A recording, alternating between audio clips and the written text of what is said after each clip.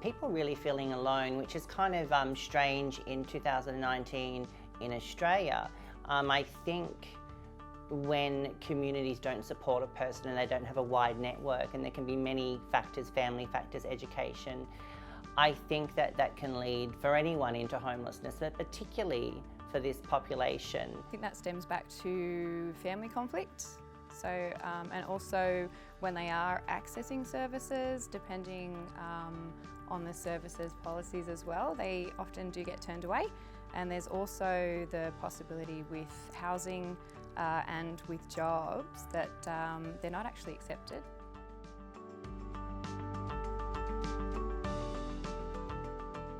LGBTIQA+ people seeking homelessness support, that may be the only support that they're seeking. And if you can house them or support them with that housing, then you're the right service for them. And there isn't a need to support them in any other facet if they're okay with their gender and their sexuality. Most of the time, the person doesn't have an issue with their gender or their sexuality. It's other external services and perceptions of others and service rejection that they've had in their lives.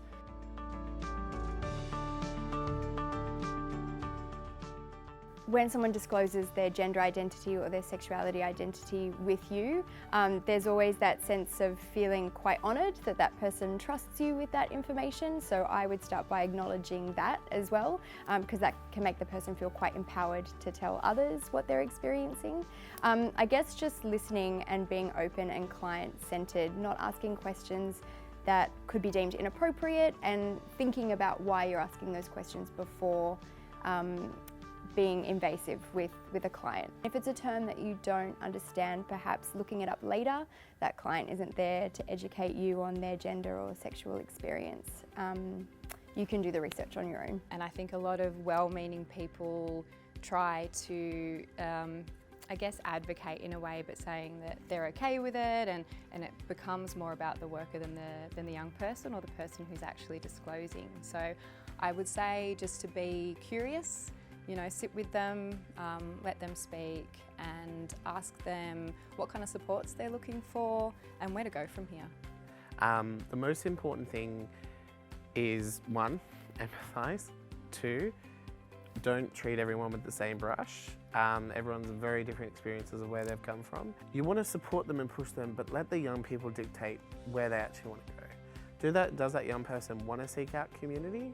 Well, then you bring community to them, but you don't put them in that community. You give them that opportunity, because they'll tell you who their tribe is. The tribe that many of my friends and family think that I fit into is definitely not the one that I'm in.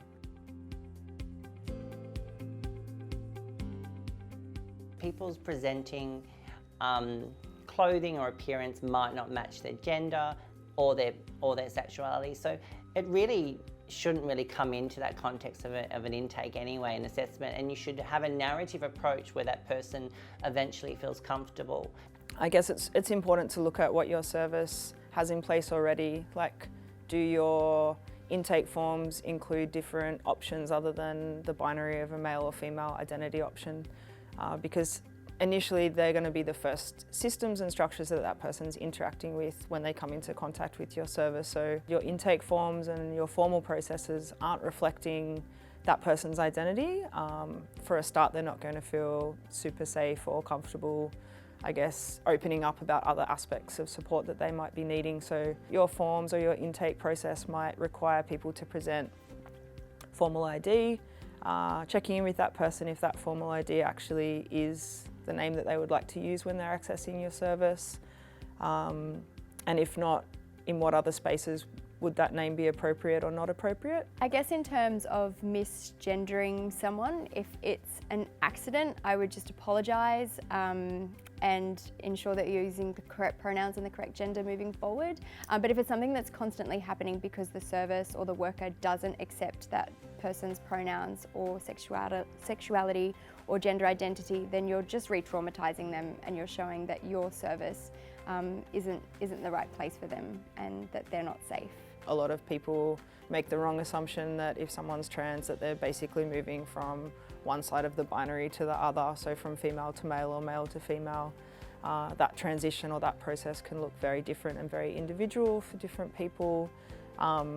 I guess kind of like I said before, not kind of being like, let's forge ahead with your transitioning when that might not be the person's primary goals. A person's transition process might be complete by you using the name that they want you to use, and that's it. By all means, if the client that you're working with does want support with accessing different medical pathways for transition, there's a lot of different things to understand and to navigate. That area can be very hard to understand for someone who's even still very experienced at working within systems. So again, if you don't know what those systems are, working with your client through those systems can be very useful for them. Advocating for your client when the opportunity comes up. So if you go in to a doctor's office with your client and on their form you see that they only have the option male or female and your client identifies as non-binary, you can write a letter to that doctor's and let them know that their forms, they might want to review them.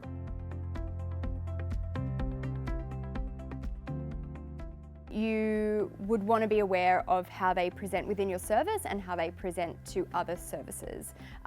So if folks are worried about their confidentiality and their privacy with other services, speaking to family or friends, someone at school, they may not use the same pronouns and the same preferred name with your service as they do with the outside world. And speaking to someone from, say, their school or another service and using the incorrect pronouns is effectively outing someone without their permission. So just being really aware of the scope of your confidentiality for that client and how they identify with different services.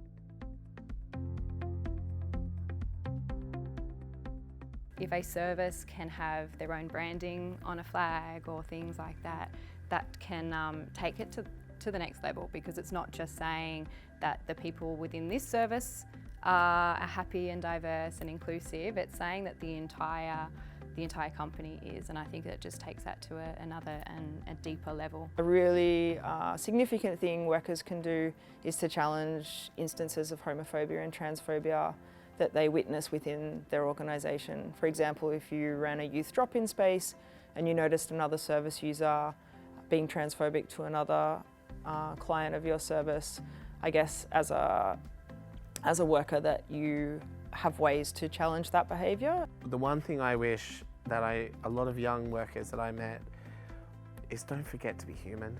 Don't forget to be you. You know, that's what the people that I think about when I'm going through a hard day, or the people that I look back on for inspiration, were the people that were real with me, that were honest, that were open, that didn't get everything right all the time and didn't say the right things, but they said the things that were true.